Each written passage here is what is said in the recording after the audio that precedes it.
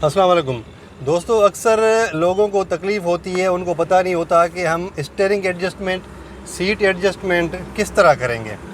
अभी seat adjustment के भी दो तीन पार्ट्स होते हैं। एक तो ये बैक वाली सीट, ठीक है, आप इसको आगे और पीछे कर सकते होते हैं और इसको आप आगे और पीछे कर सकते होते हैं। लेकिन ये होता है सीट बेल्ट लगाने से पहले, ठीक है, सीट बेल्ट लगाने से पहले आपने सीट एडजस्ट करनी होती है। अभी मैं आपको सिर्फ एक फार्मूला बताऊंगा जिससे आपकी सीट एडजस्टमेंट बड़े ज़बरदस्त तरीके से हो जाएगी। आप जब भी बैठते हैं, आपकी ये जो कलाई है ईजी पोजीशन में, ये वाला जो हिस्सा है उसका यहाँ पे होना चाहिए। अभी देखें, मैं पीछे बैठा हूँ, ठीक है, अभी मैं अगर ईजी पोजीशन में हाथ रखता हूँ तो मेरे हाथ यहाँ पे आते हैं, ये कलाई मेरी यहाँ पे नहीं आ रही, ठीक है। तो मैंने फिर क्या करना है, इसको उस पोजीशन पे लेकर जाना है। अभी ये देखें, ये फिर भी नहीं हो रहा है, इजी पोजीशन है, ये फिर भी नहीं हो रहा क्योंकि ये जो बैक वाली है ये थोड़ी सी ज़्यादा पीछे है। ये मैंने इसको यहाँ पे कर लिया, ठीक है। अभी ये मैं इजी पोजीशन में आ गया हूँ। ये मैं इजी तरीके से हाथ यहाँ पे जैसे ही रखता हूँ तो मेरे यहाँ पे आ जाते हैं। तो ये होती है सीट एडजस्टमेंट। उसके बाद स्टीयरिंग की एडजस्टमेंट आपने किस तरह करनी है, वो ऐसे कि आपको जो स्पीडोमीटर है ये आपको बिल्कुल क्लियर नज़र आए, यानी कि ये स्टीयरिंग नीचे भी नहीं होना चाहिए, स्टीयरिंग ऊपर भी नहीं होना चाहिए। आपका स्टीयरिंग इस तरह हो ताकि आपको स्पीडोमीटर बिल्कुल वाज़े क्लियर नज़र आना चाहिए। अभी आ जाते हैं दोबारा सीट एडजस्टमेंट के ऊपर। सीट एडजस्टमेंट बेसिकली 3-4 चीज़ें होती हैं जिसका आपने ध्यान रखना होता है कि आप जब भी ब्रेक प्रेस करें तो आपकी जो टांगें हैं बिल्कुल सीधी ना हो जाएँ, उनमें थोड़ा सा बैंड हो, ठीक है। यानी कि अगर आप टांगे बिल्कुल सीधी, इमरजेंसी में अगर आपको ब्रेक मारनी पड़ती है इस राइट वाली लेग से, मैं आपको लेफ़्ट वाली दिखा रहा हूँ, ठीक है, अगर आप इमरजेंसी में ब्रेक मारते हैं तो आप ज़ाहिर है इमरजेंसी में बंदा फिर फुल ब्रेक अप्लाई करता है। फुल ब्रेक किस तरह होता है, ये मैंने इस तरह कर दिया, ठीक है। फुल ब्रेक से अगर मेरी टांग बिल्कुल सीधी हो जाएगी तो अगर दूसरी तरफ से किसी गाड़ी में मेरी गाड़ी टकराएगी, इम्पैक्ट पड़ेगा, तो मेरी टांग जो है यहाँ से टूटने का ख़तरा हो सकता है क्योंकि बिल्कुल सीधी हो जाएगी, बिल्कुल अकड़ जाएगी। अकड़ने की वजह से जब उधर से इम्पैक्ट होगा तो मेरी टांग टूट सकती है, ठीक है, यहाँ से मेरी टांग क्रैक हो सकती है। इसी तरह आपका ये जो बैक वाला हिस्सा है, अगर आपको इम्पैक्ट पड़ता है, खुदा न खास्ता किसी चीज़ से टकराव होता है इमरजेंसी में, अगर तो आपकी पोजीशन ये है और सीट बिल्कुल पीछे, आप ऐसे बैठे हैं, देखें ये पीछे छोड़ी हुई है, सीट ने जगह छोड़ी हुई है। आप एक तो अनईज़ी बैठेंगे और दूसरा जब इम्पैक्ट पड़ेगा तो आपकी ये जो नेक है ये प्रोटेक्ट नहीं करेगी उसको, इसका फिर फ़ायदा नहीं है कोई।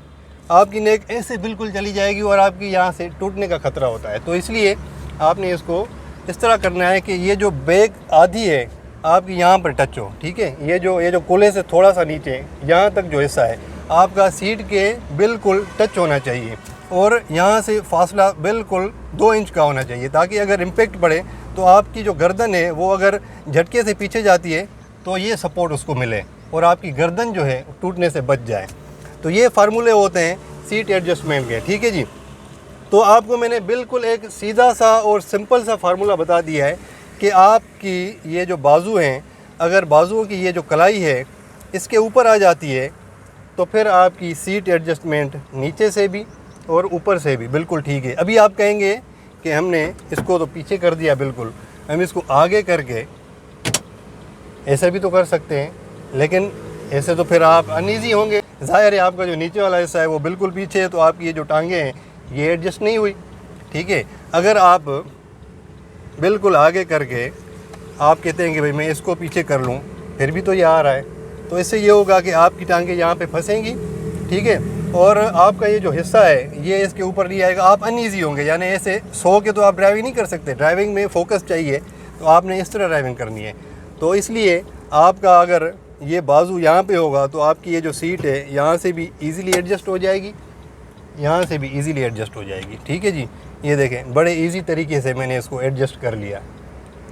तो ये भाई सेफ्टी के तरीके होते हैं, आपने ख़ुद को सेफ़ किस तरह करना है। और उसके अलावा जो मेन चीज़ है वो है जी सीट बेल्ट। सीट बेल्ट आपने लाजमी लगाना है, ठीक है। बग़ैर सीट बेल्ट के आप जाएंगे मतलब आप एक चीज़ के होते हुए उसको यूज़ नहीं कर रहे, यानी एक सेफ्टी का सिस्टम होते हुए उसको आप फिर यूज़ नहीं कर रहे, तो ये तो फिर बेवकूफ़ी हुई। तो इसलिए आपने इसको भी बड़े अच्छे तरीके से, जो भी आपको सेफ्टी फीचर्स आपकी गाड़ी में चाहे महदूद ही हैं, आपको जो भी मिलते हैं उनको आपने अच्छे तरीके से यूज़ में लाना है ताकि आपकी बचत हो सके in case of accident, in case of incident. तो जी मेन पॉइंट मैं आपको दोबारा इसलिए बता रहा हूँ ताकि आप इसको याद रखें। ये पोजीशन, ठीक है जी, ये पोजीशन होनी चाहिए। उसके बाद गाड़ी चलाते हुए ड्यूरिंग ड्राइविंग ये वाली पोजीशन होनी चाहिए, यानी 9:15 या 10:10 या ये वाली पोजीशन 4:40। 4:40 वाली जो पोजीशन है वो थोड़ी सी मुश्किल होती है, इसलिए आपने या 10:10 की पोजीशन रखनी है या 9:15 की पोजीशन रखनी है। तो जी मुझे लगता है कि आपको सारी चीज़ें समझ आ गई हैं। ये बहुत कारआमद वीडियो है, इसको ज़्यादा से ज़्यादा शेयर करें, ज़्यादा से ज़्यादा लोगों तक पहुँचाएँ ताकि ये एक इंसान की जान बचाना पूरी इंसानियत की जान बचाने के मुताबिक होता है। तो कोशिश करें कि लोगों तक पहुंचाएं, शेयर करें और सेफ्टी के मैसेज में अपना हिस्सा डालें। तो जी इंशाल्लाह नेक्स्ट वीडियो में मिलेंगे, तब तक के लिए इजाज़त दीजिए। अल्लाह हाफ़िज़, थैंक यू वेरी मच।